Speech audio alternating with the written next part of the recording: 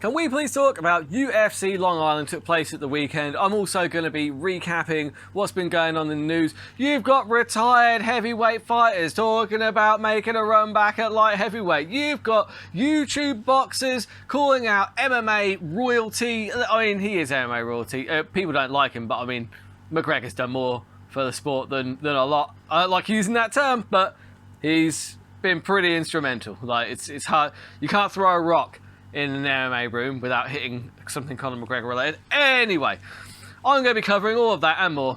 It is hot as hell, so I've got the air conditioning unit on. So if you can hear that, sorry, not sorry. It's staying on. It's staying on. But yeah, so stay with me for the Burt Locker episode 126.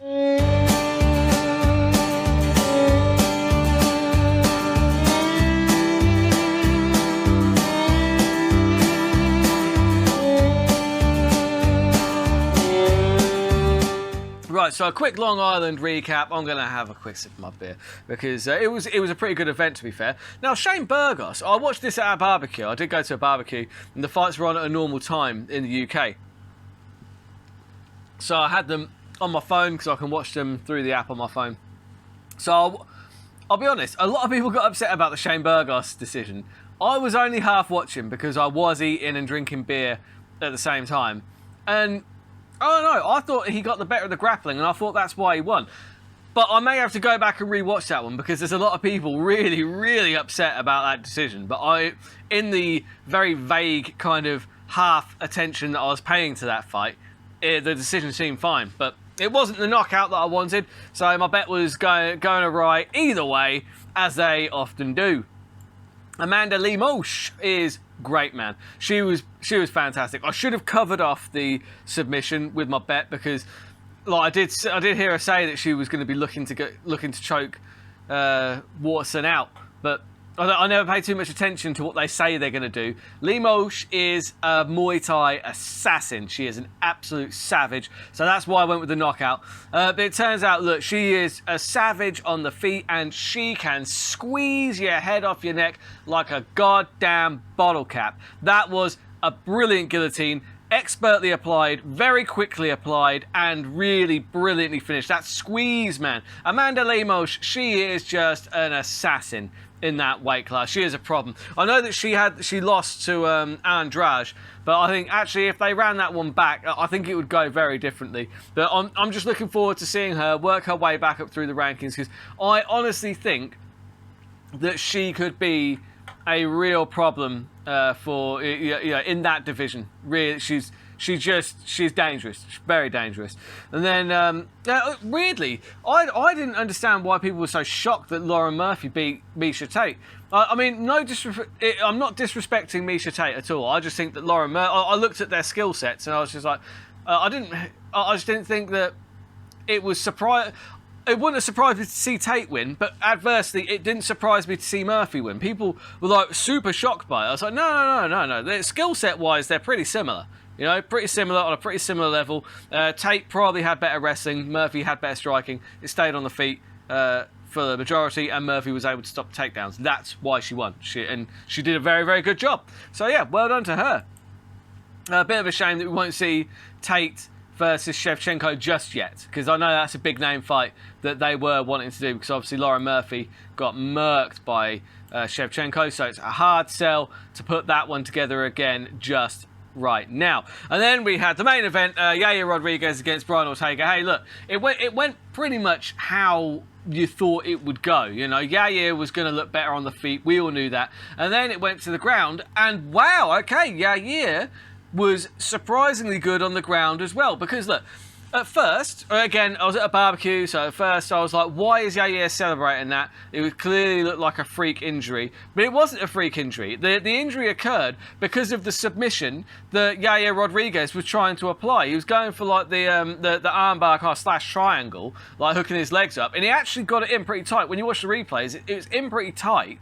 And then, you know, Ortega jerks his arm out, and that's what caused it to dislocate. So that's a legit win. That's a legit win. I think it should have really arguably gone down as a submission. But yeah, TKO. That is valid. That is a valid, legitimate win. Yair Rodriguez, congratulations to you, sir. I'm looking forward. Apparently, Volkanovski has come out and said that obviously he wants the winner because they announced Charles Oliveira is going to fight Islam Makhachev in October, and Volkanovski has said that he wants the winner of that one. Volkanovski is currently recovering from surgery on his thumb, I believe, and yeah, I would quite like to. He's suggested that they do an interim title fight between Yair Rodriguez and Josh Emmett. That's not a bad shout actually, because that's a really good fight, and then you know one of those two gets an interim title whilst we're waiting for Volkanovski to A, repair his thumb, and B, possibly have that fight in the higher weight class at 155. So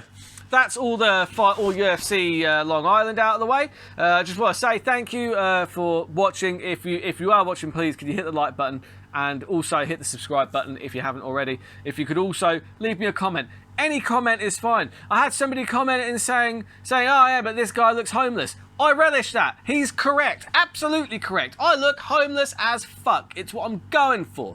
So look, just even if it's just comment and call me a dickhead, do it, please. It helps my algorithms, no end. It'd be wonderful. I also have my Patreon, if you want to go and check that out. Basically, there are extra fight breakdowns on there that are not on my YouTube channel, so feel free to go and check that out. It's £1 a month, and like I said, you get extra fight breakdowns, and it's well worth it. So, looking at the news, you've got Daniel Cormier, I think he's been kind of misquoted here, really, because a lot of the news sites are saying Daniel Cormier has teased a move back down to 205 pounds to come out of retirement and fight Jiri Prochazka. That's not really what he said. When you look at the interview, he was saying, look, if I was to come back, then I wouldn't go for heavyweight because I have no claim to the title there. Whereas if he went back to light heavyweight, he's got a claim to the title. He never lost that belt, and you know he beat everybody at light heavyweight that wasn't named John Jones. So there's a claim to the title there. And look, Daniel Cormier, I'm a huge fan, big fan. You know, he's one of the best to ever do it. I'm a big fan of his commentary as well. I watch most of his YouTube stuff, all of his shows. Daniel Cormier is the man. Absolutely love the bloke. That being said, he ain't getting down to 205. All the towels in the world right now would not get Daniel Cormier down to 205 pounds. DC, absolutely love everything that you do, mate. Just, yeah, I mean, hey, look, I've been wrong before. Maybe we'll see him at 205 pounds in 6 months' time. I don't think so, though. He's a big dude. Big dude. So, yeah. I think that's more of a kind of headline-y news kind of thing anyway. So, Jake Paul, he's been going back and forth with his new opponent. He's got a new opponent, I forget his name. I really do. Anyway, he's done this video where it looked like he's in a hospital bed. And it's funny. You should go to his Twitter and check it out if you haven't seen it already. You probably have. He's got millions of views on it, so you're probably one of the millions of people that has already seen it. But it's a wonderful little video. He's sitting there, it's like, oh, broken my back.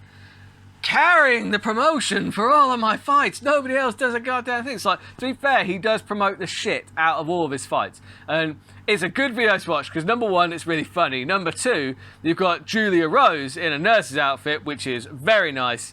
Yeah, it's just got all the hallmarks. So, I, controversially, I've become a Jake Paul fan. I said this a while ago. I like what he's doing. At the end of the day, all he's doing is he's getting those, like, kind of, like, those matches under his belt that would not see light of day, but he's making millions of dollars off it, and he's bringing, you know, he's doing his thing, that which is perfect. Now, there has been a lot of back and forth with him and Conor McGregor at the moment as well, which is which is interesting. It's very, very interesting because, like I said a while ago, like, you know, I'm talking a year plus ago, that eventually, one day you will see Jake Paul fight Conor McGregor, probably in a boxing match. It will happen, and it's probably going to happen sooner than we think.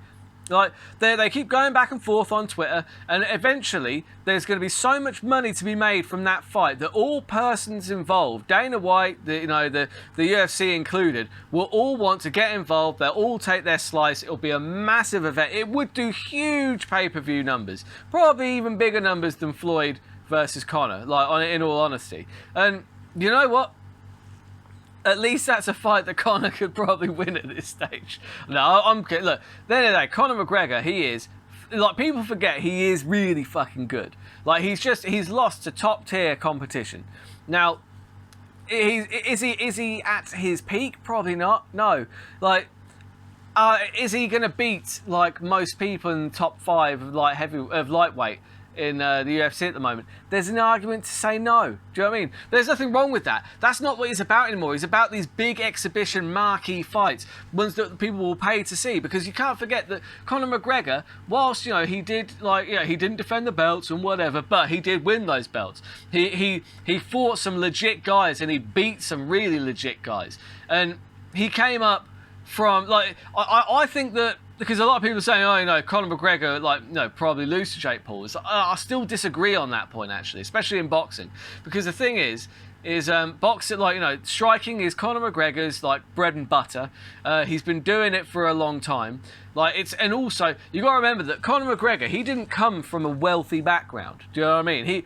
He came up, like, fighting. Like, he was, you know, plumber's apprentice, or whatever. Like, he was on the verge of, you know, he was signing on. Like, we've seen all of that in the past. But, no, he's now one of the most wealthy men on the planet, so I'm not, you know, not going to cry too hard. But my point is, he came from a rough background where he was probably fighting all the time, like, you know, out and about, you know, when he's going to bars and shit like that. I don't think Jake Paul came from that kind of upbringing. Like, correct me if I'm wrong, Jake Paul was on the Disney Channel. He came from a family with money, and he's then been like a YouTube sensation like his entire life. And now he's decided to start boxing. He's devoted himself. He's done the training. He's not bad. I'm not saying that he's bad. That he's really put the work in, but it's because he has the amount of money to afford him the luxury of being able to put the work in. Does that make sense? So, but McGregor came from a place where he had to fight tooth and nail.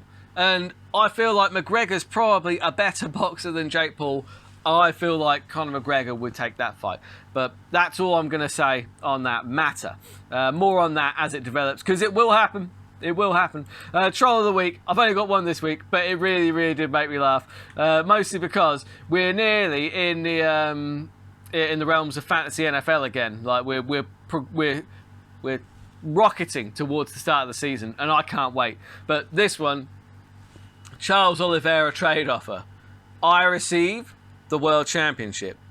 You receive a 10-8 first round. Because he always gets battered in that first round, doesn't he? And then he just comes back and he snatches those submissions out. Good old Charles. I don't know. It's going to be a tough one against Makachev, though. Going to be a tough one. So, yeah, UFC London this weekend. I am going to be breaking the shit out of those fights, breaking them down. I'm going to try and do one with my buddy Dave on the CMA podcast. If he's available, you know, he's a busy man. We'll try and put something together, but I will definitely be doing my usual one on Friday. And yeah, so it's going to be Friday. There'll be extra fights broken down on the Patreon. But you've got Tom Aspinall against Curtis Blades, Paddy Pimblett against Jordan Leavitt, Meatball Molly McCann's in there as well. You got yeah, it's a really good night of fight. Well, night of fights. It's on normal time in the UK. I'm going to be having a barbecue with my buddies. I'm going to be watching the hell out of it. It's going to be super fun. But until Friday, keep all those odds long and those bets terrible.